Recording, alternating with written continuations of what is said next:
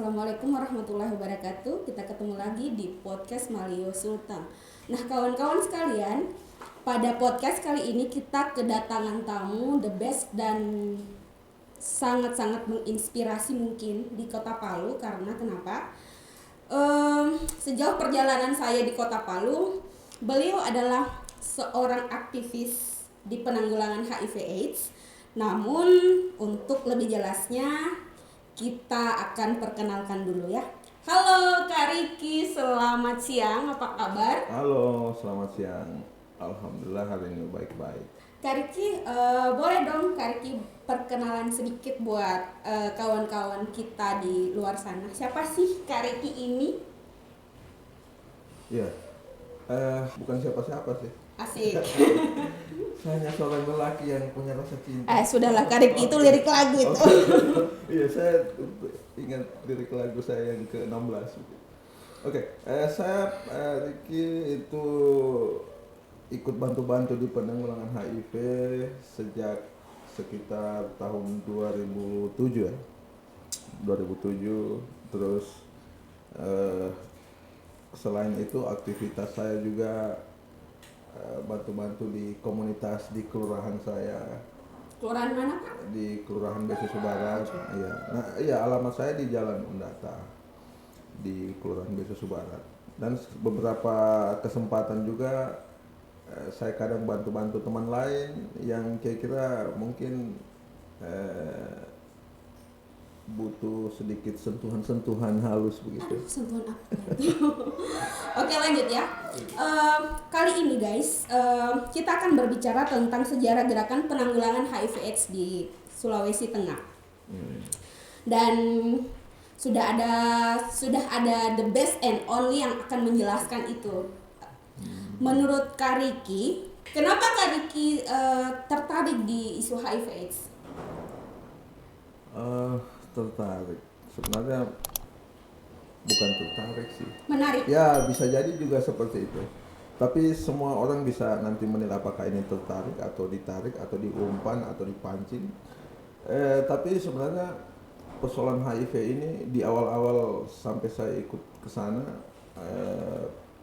persoalan HIV ini sebenarnya bukan persoalan kesehatan semata. Oke. Terus bukan hanya persoalan siapa yang sakit, siapa yang sehat. Terus lebih jauh lagi ini semata-mata bukan tentang tanggung jawab negara, tanggung jawab pemerintah.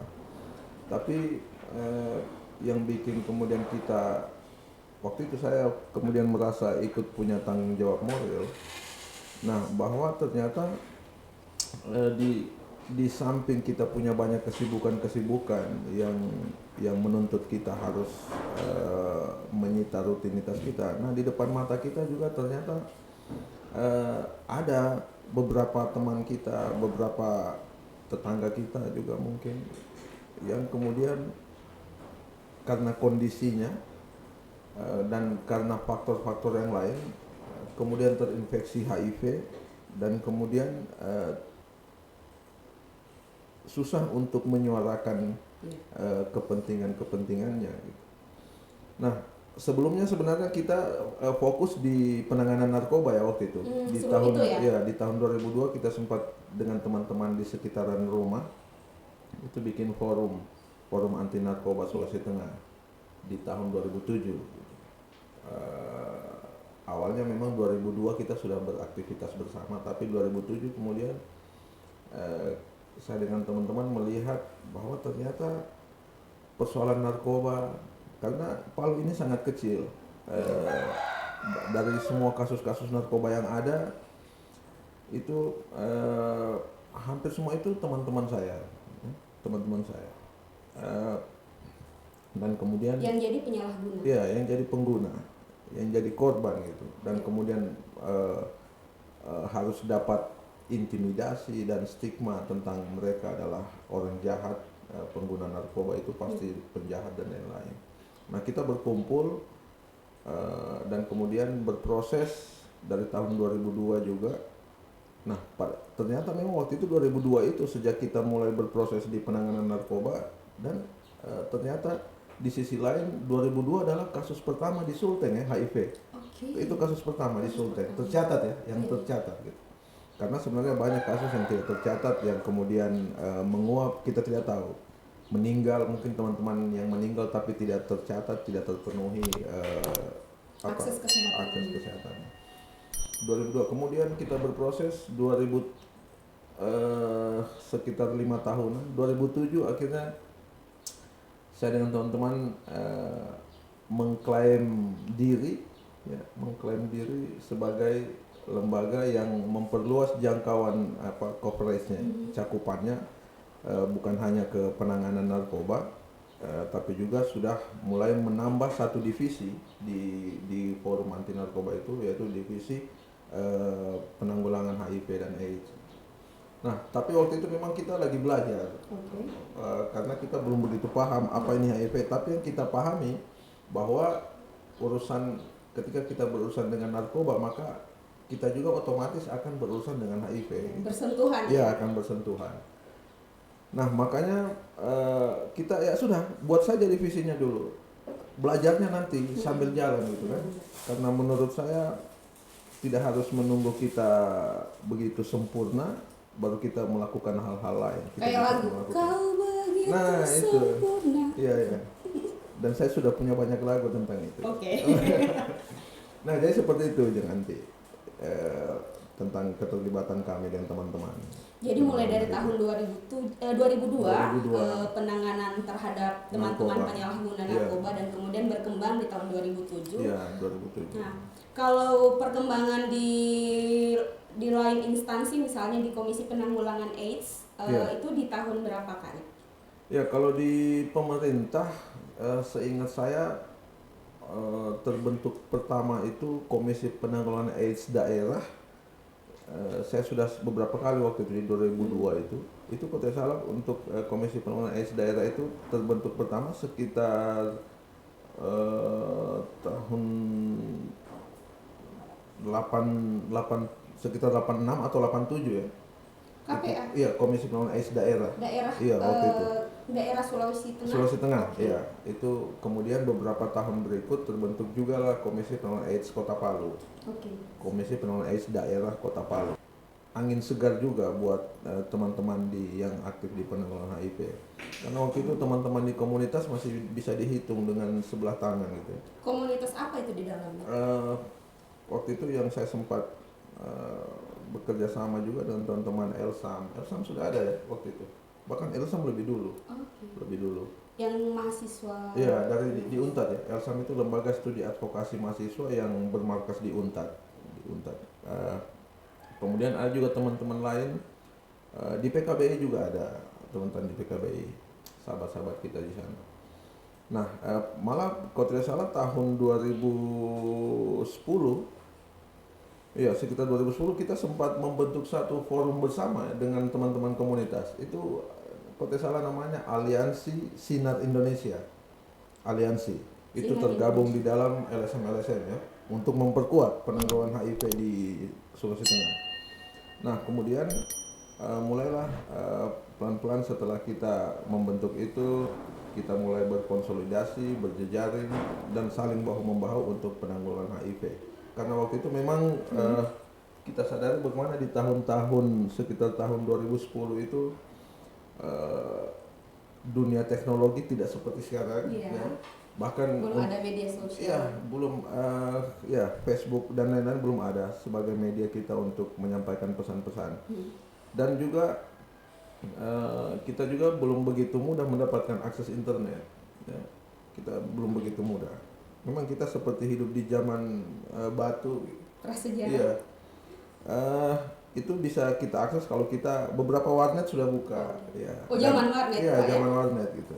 Waktu itu. Bahula sekali. Iya, itu zaman dulu sekali. Dan memang situ justru tahun-tahun di mana penanggulangan HIV itu menurut saya sangat dramatis.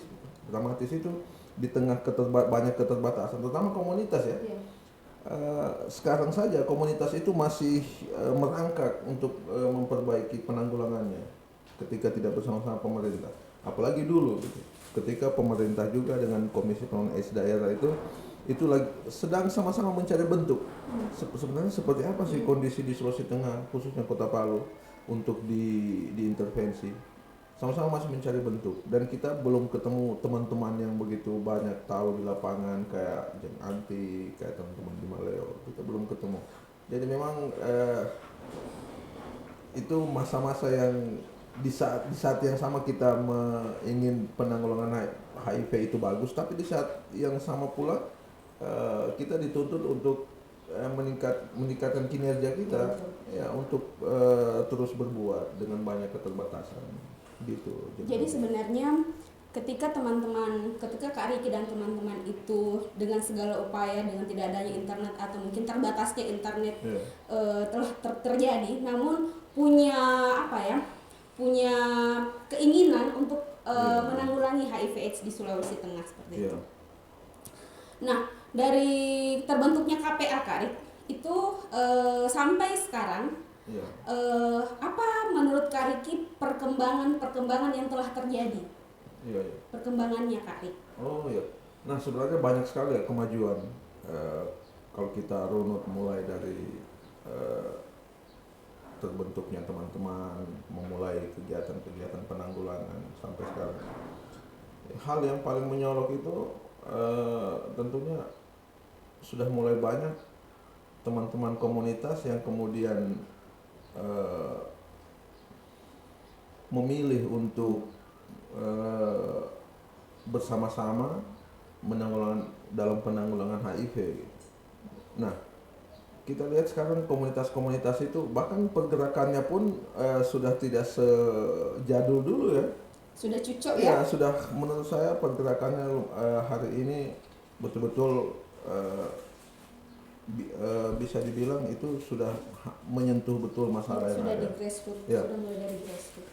Nah, hal yang paling penting untuk saya sampaikan ke teman-teman itu tentang kemajuan-kemajuan itu.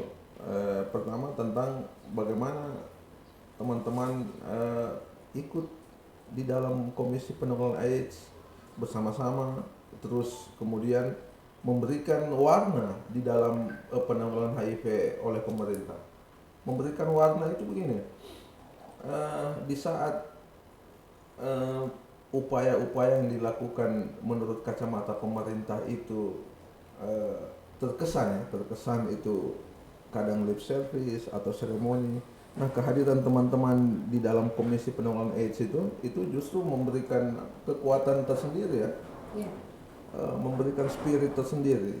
Walaupun memang walaupun tidak akur itu biasa dinamika penanggulangan. Tapi kemudian kalau kita mau jeli melihat, kebetulan saya berasal dari komunitas.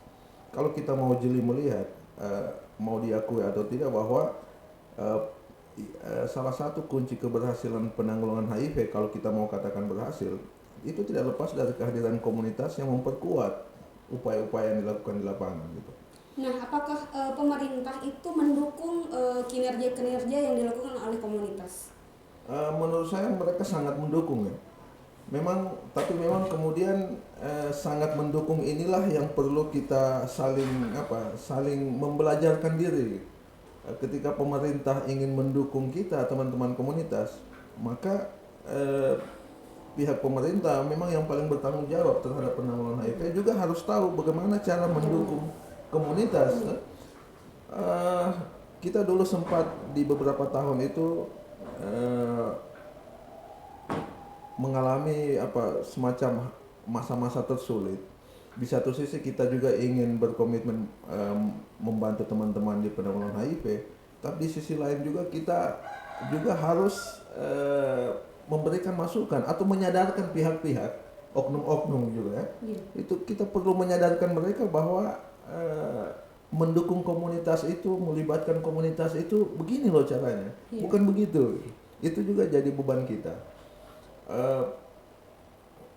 Itulah yang akhirnya membuat kemajuan-kemajuan kita di penanggulangan HIV itu kadang kalau kita kebetulan dapat oknum-oknum di pemerintahan yang lumayan otoriter gitu, anti kritik, maka penanggulangan HIV kita, suara komunitas sulit didengar. Benar. Ya, dan kemudian penanggulangan menjadi terlalu apa? Common sekali ya, ya. konvensional, tidak strategis gitu, seperti itu.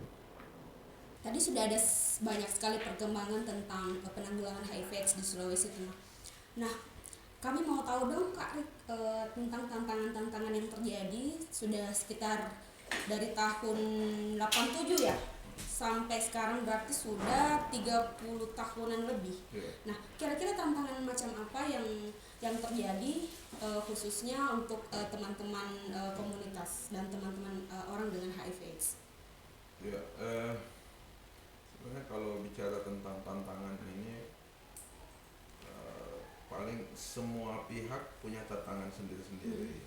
Masing-masing pihak, mungkin pemerintah melihat tantangannya itu beda, tapi kita juga punya catatan-catatan tentang tantangan yang kita hadapi. Nah, kalau di versi kita sebagai komunitas yang ikut dalam penanggulangan, tantangan kita yang utama itu adalah akses informasi. Data kasus itu yang memang itu menjadi tanggung jawab dinas kesehatan, itu kan kemudian menjadi sangat eksklusif, karena di situ mungkin ada nama, ya, ada alamat, tapi itu kemudian menjadi general, menjadi terlalu umum untuk dibagi kepada publik dan juga kepada teman-teman yang aktif di penanggulangan HIV. Akses data ini sebenarnya untuk kita sesama pemangku sistem ya. Kalau bahasa mereka ini pemangku kepentingan, tapi saya sebut itu. Pemangku sistem adalah mereka yang ada dalam sistem penanggulangan HIV. Maka mereka perlu dikecualikan gitu. Misalnya akses data. Kita bagaimana mungkin menanggulangi HIV dengan lebih baik kalau kita tidak menggunakan data sebagai apa? Basis penyusunan program itu. Ya, penyusunan program harus evidence based. Itu harus melalui analisis data yang baik. Nah, tapi kemudian kita belum sepaham juga tentang itu. Bahkan teman-teman yang saya pernah dengar, bahkan teman-teman yang ikut dalam pendampingan program pendampingan HIV di rumah sakit, itu pun datanya tidak dikasih sama petugas-petugas rumah sakit ya. Masih dikit ya. Ya, itu memang betul. Mereka di sisi mereka itu adalah tanggung jawab mereka. Mereka punya komitmen moral dan struktural ya tentang kerahasiaan. Tapi kita harus sepaham dulu asas kerahasiaan ini itu untuk siapa saja dan dikecualikan untuk siapa saja gitu. Saya bayangkan teman-teman komunitas atau pendamping gitu, kemudian ingin mengetahui bagaimana perkembangan pengobatan teman-teman di lapangan, tapi tidak punya nama, tidak punya alamat gitu. Nah, ini menjadi persoalan juga. Nah, kemudian selain akses informasi, kita juga sangat terbatas dengan akses program. Apa sih yang akan dilakukan pemerintah di tahun depan atau yang sudah dilakukan di tahun yang lalu untuk kita evaluasi? Itu waktu itu kita sama sekali belum dapat. Itu hambatan-hambatan utama. Dan yang sebenarnya banyak sekali, tapi itu juga di sisi lain bisa dibilang cukup subjektif ya. Tapi kita sebagai komunitas yang juga mengklaim eksistensi kita di dunia penanggulangan HIV, perlu diberikan ruang yang proporsional juga, bahwa pemerintah juga tidak bisa secara eksklusif mengklaim dirinya sebagai satu-satunya lembaga yang berhak dalam penanggulangan HIV gitu. Kalau yang kita kalau kita mau membaca sedikit, karena ini sebenarnya tanggung jawab bersama ya kan? Tanggung jawab bersama. Kita kan sering dengar di panggung-panggung mimbar-mimbar seremoni bahwa hai teman-teman, kalau pejabat-pejabat ya, ini bukan cuma tanggung jawab pemerintah, tapi juga tanggung jawab masyarakat. Terus dengan bahasa itu sistemnya tidak dibuka ke kita, sistemnya tidak diatur, mekanismenya seperti apa. Bahasa tentang ini juga tanggung jawab masyarakat itu akhirnya harus kita terjemahkan sendiri, kita cari sendiri caranya, jalannya dan lain-lain. Ini jadi tantangan juga. Nah, kemudian yang berikut tantangan terbesar itu tentang apa? Yang sejauh ini masih menjadi tembok penghalang utama, itu tentang diskriminasi gitu. Diskriminasi masih ada ya? Ya, masih banyak. Yang saya tahu itu masih banyak, terutama memang dengan bentuk-bentuk yang mulai sederhana, dari hal-hal yang sederhana, diskriminasi kecil-kecilan. Terus bisa diberikan contohnya mungkin? Contohnya kalau misalnya teman-teman yang harusnya misalnya teman-teman yang HIV ini kan satu bulan sekali harus ke rumah sakit. Iya. Terus ke rumah sakit itu mereka bela-belain siapkan waktu, bahkan harus siapkan uang yang dikumpul-kumpul dari hasil kerja keras. Tapi kemudian ketika ke rumah sakit obatnya kadang habis, gitu. Obatnya habis dengan alasan ya mungkin banyak faktor, kita juga harus maklumi. Tapi kemudian itu tidak membuat Anda harus mengabaikan hak-hak teman-teman untuk terus mengkonsumsi obat. Gitu. Entah bagaimanapun caranya, teman-teman HIV misalnya yang sudah misalnya hari ini ada jadwal harus minum obat, maka ketika dia ingin penuhi kewajibannya untuk tetap minum obat, tapi di satu sisi pemerintah juga dengan semua perangkat-perangkatnya yang digaji dengan uang rakyat itu harusnya memberikan jaminan bahwa teman-teman HIV harus dipenuhi haknya. Nyawa yang Ya. ketika tidak minum ARV itu bisa saja meninggal karena Betul. resistensi seperti itu. Nah, jangan kita juga kalau kita mau bedah tentang seberapa banyak jumlah teman-teman yang putus obat. Wow. Bisa saja karena putus asa, karena sering kehabisan obat dan lain-lain. Itu kan jadi akan panjang kita harus bicarakan ini gitu. Seperti itu. Ternyata masih banyak tantangan-tantangan yang terjadi di dunia penanggulangan HIV/AIDS. Namun saya juga pengen tahu dong sukses story. Nah, cerita-cerita kesuksesan yang kita tidak bisa terbelenggu dengan tantangan dan segala macam. Pasti dong ada cerita-cerita sukses dari Tanah Kaili ini yang bisa kita diperdengarkan kepada teman-teman di luar sana. Apa saja sih sukses story-nya dalam penanggulangan HIV, dalam pendampingan, dalam mengadvokasi kebijakan terkait HIV/AIDS? Ya, kalau sukses story ini kalau dari sisi pandang saya pribadi sebenarnya belum ada satupun hal yang bisa Belum ada satu. iya, bisa dibilang sebagai success story gitu. Tapi mungkin ada 1-2 catatan yang perlu kami angkat. Ini mungkin bisa jadi pelajaran untuk kita semua. Pertama tentang bagaimana kemudian pelan-pelan teman-teman HIV berjuang sendiri menghapus diskriminasi yang terjadi di sekitarnya. Kita mungkin ingat salah satu teman kita di Kabupaten Sigi yang status HIV-nya itu diumumkan di salah satu di masjid ya. Iya, di toa masjid. Itu success story yang perlu kita dengar itu yaitu bagaimana perjuangan saudara kita di Sigi yang kemudian dengan beberapa teman-teman komunitas yang hadir untuk mensupport dia dan kemudian berhasil keluar dari kubangan diskriminasi itu tadi. Jadi mereka memberikan support. Ya, Support langsung ya. Betul. Dan saya jadi merasa beruntung ketika akhirnya masalah ini, kasus ini sampai ke telinga saya, dan waktu itu sekitar 2006 setelah kasusnya itu saya pertama kali bertemu dengan superhero kita itu di sana. Kita ketemu. Sukses story itu menurut saya ada di mereka. Kami ini mungkin beberapa hal yang kita lakukan, ya salah satu mungkin perlu kita catat juga, sukses story kita mendorong keluarnya Perda penanggulangan HIV di 2018 ya. Itu sekian bulan sebelum bencana. Itu juga menurut saya sukses story yang memberikan pondasi terbesar untuk kepentingan penanggulangan HIV ke depan. Karena mungkin kita sudah akan meninggal besok-besok, tapi Perda ini masih diimplementasikan gitu. Kemudian sebenarnya banyak sih catatan yang perlu kita berikan. Kemudian hal berikut ini terutama menyangkut di sisi pemerintah ya. Pemerintah kemudian ini menurut saya kita perlu objektif gitu. Pemerintah juga bukan tidak melakukan apa-apa. Success story yang ada di pemerintah juga perlu kita angkat. Misalnya bagaimana kemudian pihak pemerintah, Komisi Penanggulangan AIDS Kabupaten dan Kota itu merekrut teman-teman HIV untuk menjadi tenaga pendamping. Ya. Nah ini menurut saya itu sudah terjadi sih. Ya, saya juga pernah jadi tenaga pendamping itu dan jadi salah satu pendukung sebaya di beberapa rumah sakit. Nah itu menurut saya sebuah kemajuan besar ketika pemerintah kita, khususnya Komisi Penanggulangan AIDS kabupaten, kota dan provinsi itu kemudian merekrut teman-teman HIV. Itu kan sebuah pemberdayaan yang sangat bermakna gitu. Kalau kita baca dokumen PBB tentang prinsip penanggulangan ya, greater involvement of people living with AIDS ya.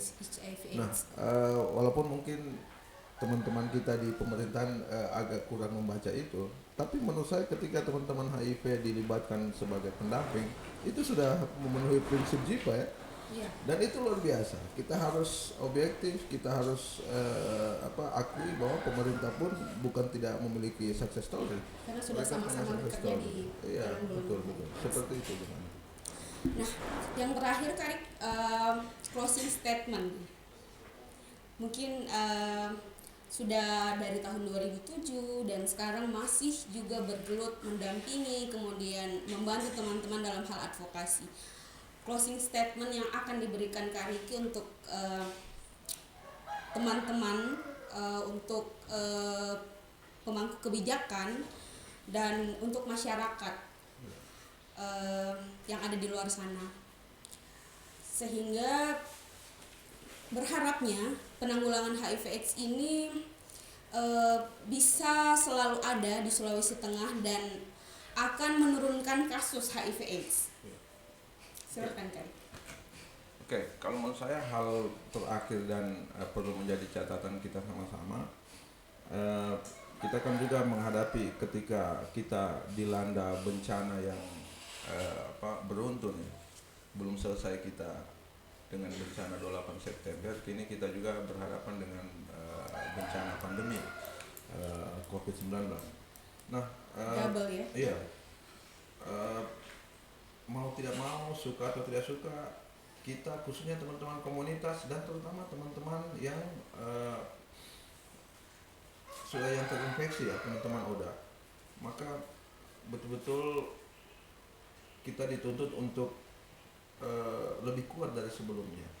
Lebih kuat itu apa?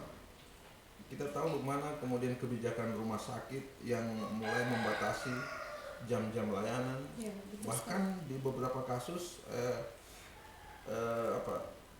jadwal pengambilan obat pun itu diatur, bahkan pernah tidak buka ya, kalau tidak salah. Ya awal-awal. Iya, tidak dibuka karena pemerintah lagi menyusun strategi bagaimana menjauhkan COVID-19 dari pengunjung-pengunjung rumah sakit. Nah, sementara di satu sisi kita juga tengah mencari cara terbaik bagaimana di tengah bencana yang beruntun ini hak-hak teman-teman untuk tetap mengkonsumsi obat, hak-hak teman-teman untuk tetap mengakses informasi, terus hak-hak teman-teman lain untuk terlayani ketika mendatangi rumah sakit untuk keluhan-keluhan lain itu tetap bisa dipenuhi. Maka hal penting yang menurut saya sangat penting untuk terus kita lakukan, membuka akses seluas-luasnya, terutama pemerintah ya, membuka akses seluas-luasnya kepada masyarakat, khususnya komunitas, untuk bersama-sama dalam minimal akses informasi terkait dengan seperti apa jam layanan yang berubah di rumah sakit, seperti apa stok obat ARV yang tersedia, tinggal berapa dan itu menghabiskan waktu berapa lama untuk mereka antri bisa dapat itu harus dibuka sangat luas. Makanya kemudian hak partisipasi teman-teman komunitas, teman-teman HIV di semua sektor pelayanan pemerintah itu harus dibuka seluas-luasnya. Bahkan ketika kita mulai bergeser ke demand saya istilahkan ke dunia digital ketika pandemi COVID ini mulai masuk lagi ke Sulawesi Tengah, maka pemerintah betul-betul bekerja keras, harus banyak melibatkan teman-teman komunitas untuk bergerak di sana. Karena kita tahu ketika COVID melanda pun jam kerja pemerintah itu akhirnya jadi sangat berkurang. Ya, sudah 5 hari kerja, terus kerjanya dari jam 8 sampai jam 4 sore, tidak bisa diganggu setelah itu, tapi teman-teman di komunitas terus bekerja gitu, memenuhi kewajiban tanpa pamrih. Maka di saat seperti ini pemerintah harus hadir, memberi memenuhi hak-hak teman-teman dengan cara membuka akses partisipasi itu tadi gitu. Nah, akses partisipasi inilah yang kemudian perlu kita sepahamkan. Seperti apa teman-teman komunitas harus dilibatkan dan seperti apa mereka harus terlibat. Tidak seperti dulu yang hanya diundang, terus difoto-foto, terus dianggap sudah dilibatkan. Ya. Nah, tapi sekarang itu sudah mulai berubah. Cuman belum cukup. Belum cukup. Itu harus ditambah lagi gitu, seperti itu. Seperti itu nanti yang saya bisa sampaikan. Terima kasih Kak Riki telah hadir di podcast Malio Sultan. Terima kasih banyak. Dan teman-teman sekalian, jangan lupa subscribe, like, follow, dan share sebanyak-banyaknya. Karena semakin Anda memfollow, mensubscribe, semakin menebarkan keindahan dan kebaikan. Terima kasih. Wassalamualaikum warahmatullahi wabarakatuh. Salam sehat semua. Goodbye.